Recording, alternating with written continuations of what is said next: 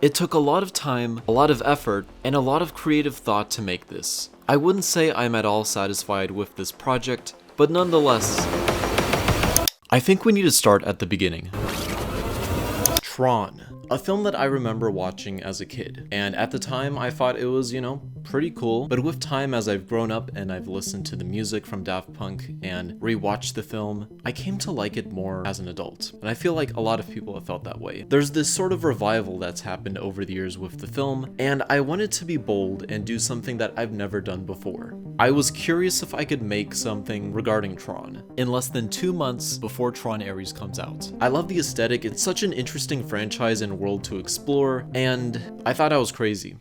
I didn't think I was gonna do this, but I guess over the summer I thought, you know what, screw it, I'm gonna do it. And then I wanted to do something even crazier. I wanted to make a Tron short film, not on this camera, on this one. 99% of my Tron short film was filmed on the iPhone 16 Pro, not even the newest iPhone anymore. So with that plan in mind, I ran into my first issue.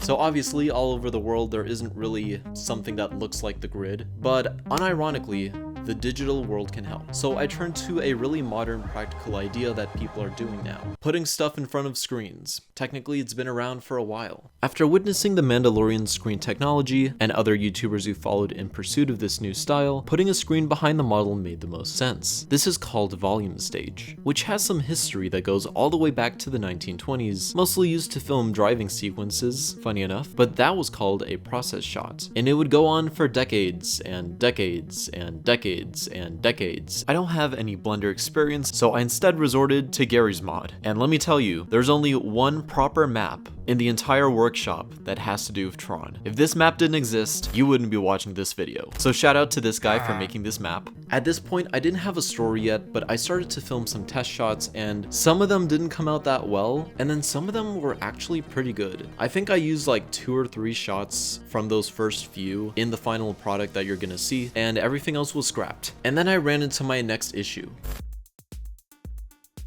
If it's not going to be me, then it has to be something else. I had the option to choose between 3 different light cycles. There was the die-cast one, which was like $20 to $40. Then there was the action figure variant, which was a little bit bigger, which was around $40 to $60. And then there was the all-out one, the big 1/6 scale one. That one had the most detail, it lit up properly. Ideally, when you're shooting miniatures, you want for them to be as big as possible, because the smaller it is, the subject is going to look a lot blurrier. The main issue with filming smaller objects is depth of field. There's really 2 ways to really solve this issue. Either you need a wider lens or you need to boost up your focal length. If you have a wider lens, obviously you can see more stuff. So if you're out of frame, that's an issue. So that happened a few times with my TV, even if it's a 40-inch. The wide lens was like catching stuff outside of the frame. And then when you boost your aperture, the biggest issue with that is that everything gets darker, so then you have to boost your ISO, and then that creates a new problem, which is grain, unless you happen to be going for that,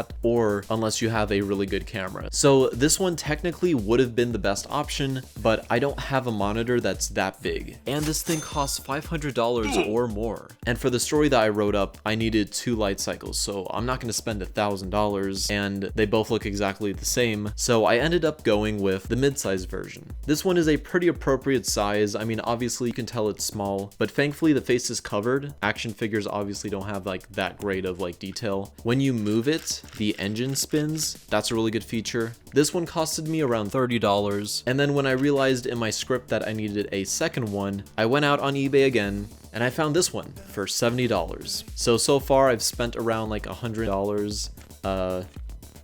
Yay. Thankfully the 16 Pro doesn't do too bad with ISO. I was using the Blackmagic app to like really utilize all of its features. I didn't use the in-house iPhone camera app because that would be a bad idea for this. So the next thing I had to figure out was elevation, because if the light cycle is like on the floor and the TV's up here, that's gonna be an issue. And I can't just like hold it because I don't think I can rotoscope this out that well. So at first I was gonna build something out of Legos, like maybe a really skinny just tower looking thing and putting the light cycle on it. And then I thought about something that would really help to like differentiate these two. I looked behind my monitor and I realized I had 2 of these. Obviously they light up and they perfectly balance a light cycle. There's tape on it right now, I know. It looks like this. And when this is lit up, it gives off this like hue glow when it's like off camera. It really helped to like make this look even more realistic, so I just used this. But then there were some shots that didn't need a background,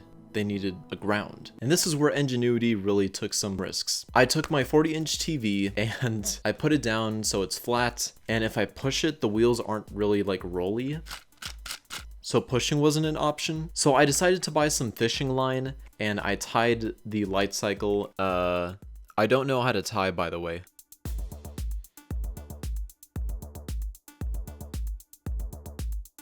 And I started pulling over and over and over until I finally got the shot. I'm surprised that my TV is still okay.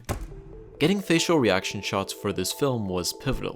And after looking at a few examples of other people's work, I came to the conclusion that this was the best path forward. I feel like it's one of the best ways to look at someone's face if they're inside of a helmet. And it would be way cheaper than trying to figure out how to make my own helmet, so I decided for my film that I would try and recreate the Iron Man helmet shot. And it's pretty straightforward and simple. I shot this in my closet. I had 2 lights that were just displaying my face. And then I went into After Effects, I manually tracked this black box around me, and I added some shake and motion blur to try and hide any imperfections, and this is what I got. It's a lot warmer than it should be for this shot, but I was running out of time, so this went overlooked. So now I had to turn gears to a pretty hard scene. I had to show the bad guy light cycle going underground, just like what we see in Legacy, and that wasn't easy. Initially, I decided to shoot under my bed. I flipped my TV upside down, and I put a platform to elevate the light cycle to cover up the TV's border, but this was the result.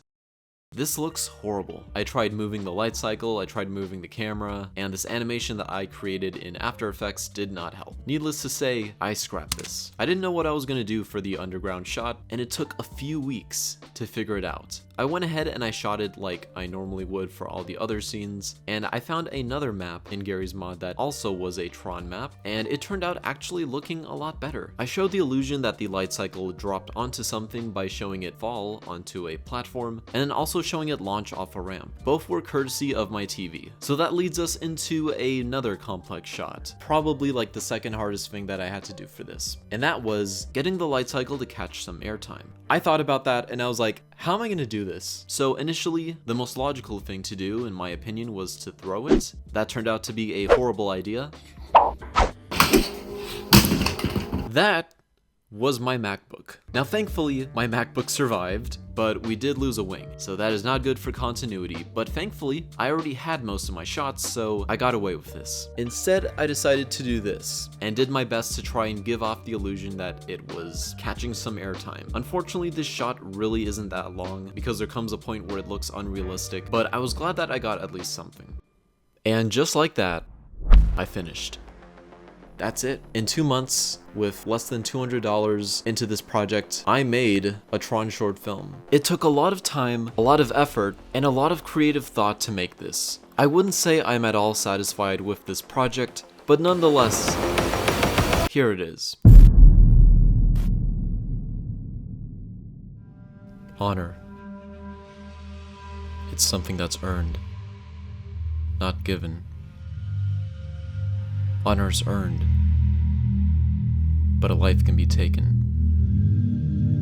Lynx was my friend who just lost the game to a program called Vex, and I'm about to kill him.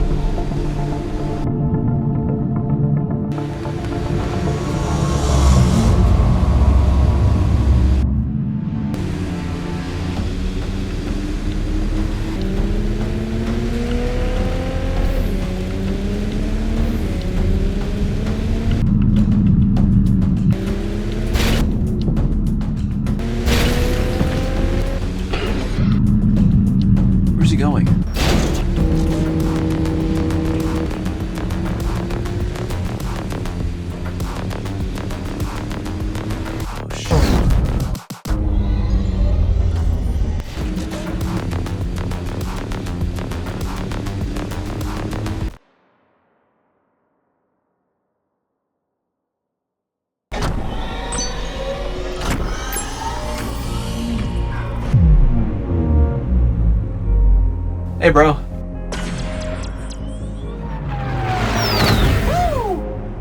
Honor is earned, but a life can be taken.